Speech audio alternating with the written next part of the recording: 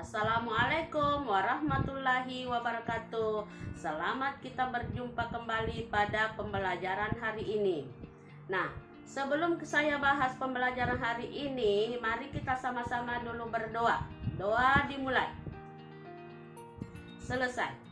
Nah, kita akan bahas pembelajaran hari ini, yaitu nilai-nilai yang terkandung dalam Pancasila. Nah, adapun tujuan pembelajaran hari ini yaitu, selanjutnya, sebelum kita masuk pada nilai-nilai Pancasila, saya akan bahas dulu tentang gambar-gambar yang ada dalam lambang negara kita, yaitu burung Garuda. Nah, kenapa lambang negara kita burung Garuda itu selalu menghadap ke kanan? Artinya kita bangsa Indonesia harus selalu menghadap kepada jalan yang benar. Nah, yang kedua, pada leher burung Garuda itu jumlahnya 45, menandakan bahwa kita merdeka pada tahun 1945. Kemudian pada sayapnya jumlahnya 17, menandakan bahwa kita merdeka pada tanggal 17. Kemudian ekornya berjumlah 8, menandakan bulan Agustus, berarti kita merdeka pada bulan Agustus. Nah, diterjemahkan bahwa burung Garuda itu kepalanya menghadap ke kanan karena kita harus selalu diharapkan berjalan kepada hal yang benar. Kemudian diterjemahkan dengan jumlah bulu lehernya, jumlah sayapnya, dan jumlah ekornya, yaitu kita merdeka pada tanggal 17 Agustus 1945. Nah, kemudian di bawah ada tertulis Bhinneka Tunggal Ika, berarti kita berbeda-beda tetapi harus kita bersatu jua. Nah, itulah arti daripada lambang negara kita. Makanya burung Garuda itu dilambangkan sebagai lambang negara kita. Kemudian di tengah itu ada gambar-gambar, ada gambar bintang, ada gambar kepala banteng, ada gambar pohon begiringin, ada gambar rantai, ada gambar padi dan kapas. Nah, itulah melambangkan bahwa di dalam burung Garuda itu melambangkan 5 sila, yaitu sila pertama, sila kedua, sila ketiga, dan sila keempat, dan sila kelima. Inilah yang kita akan bahas sekarang. Yang pertama, sila pertama dilambangkan oleh bintang, yaitu ketuhanan yang Maha Esa. Kedua, kemanusiaan yang adil dan beradab dilambangkan oleh rantai. Kemudian persatuan Indonesia dilambangkan oleh pohon beringin. Kemudian pada yang keempat, kerakyatan yang dipimpin oleh hikmat kebijaksanaan dalam permusyawaratan perwakilan sosial dilambangkan oleh kepala banteng. Sekarang yang kita akan bahas dan kapas, nilai-nilai yang terkandung di dalam sila-sila Pancasila. Sila pertama, ketuhanan yang Maha Esa. Nilai-nilai yang terkandung di dalam sila pertama, yang pertama adalah bertakwa kepada Tuhan yang Maha Esa dengan keyakinan masing-masing. Dua, saling menghargai agama dan kepercayaan orang lain. Tiga, menghormati pemeluk agama orang lain.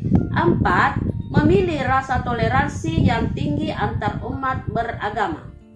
Yang kedua, kemanusiaan yang adil dan beradab.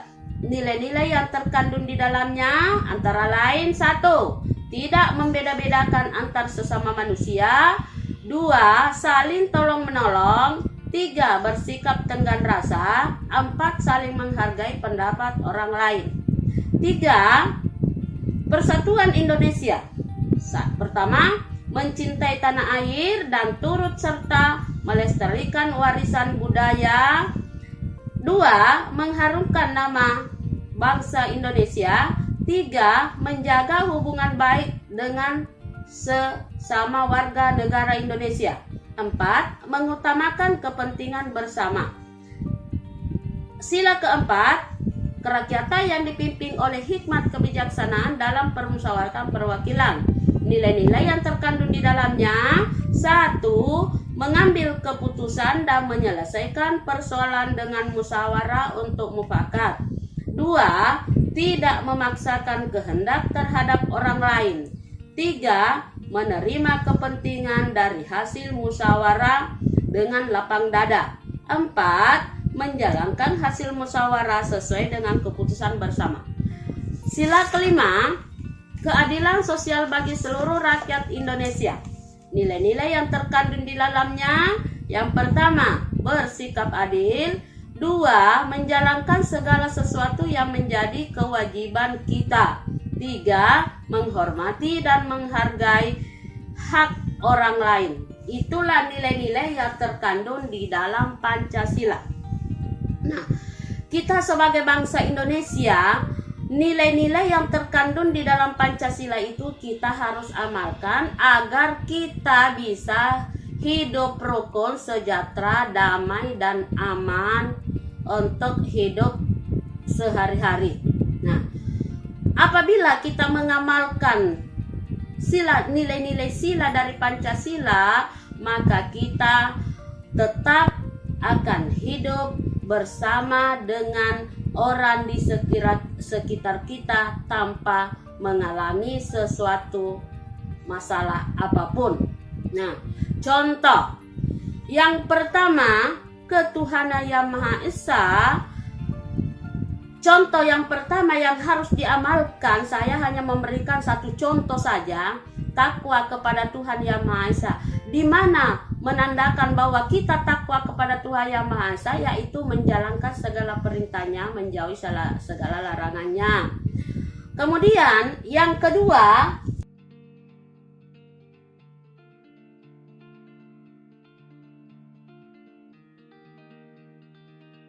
kemanusiaan yang adil dan beradab. Contoh, tidak membeda-bedakan antar sesama manusia, bahwa kita tahu kita di Indonesia berbagai macam suku, berbagai macam agama. Nah, kita tidak boleh membeda-bedakan antara satu dengan yang lainnya.